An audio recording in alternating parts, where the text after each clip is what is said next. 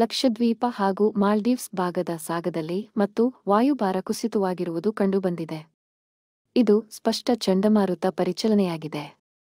ಇದರಿಂದ ತಮಿಳುನಾಡು, ಚೆನ್ನೈ ಸೇರಿದಂತೆ ಕರ್ನಾಟಕದ ಬೆಂಗಳೂರು ಸೇರಿದಂತೆ ಒಂದಷ್ಟು ಜಿಲ್ಲೆಗಳಲ್ಲಿ ಮುಂದಿನ 5 ದಿನ ಮಳೆ ಸಾಧ್ಯತೆಯಿದೆ.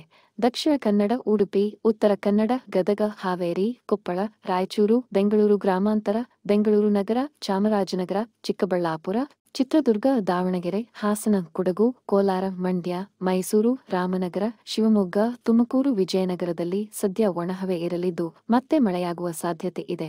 ಚಳಿ ಈಗ ಶುರುವಾಗಿದೆ, ಮತ್ತೆ ಮಳೆಯೂ ಅಲ್ಲಲ್ಲಿ ಆಗುತ್ತಿದೆ.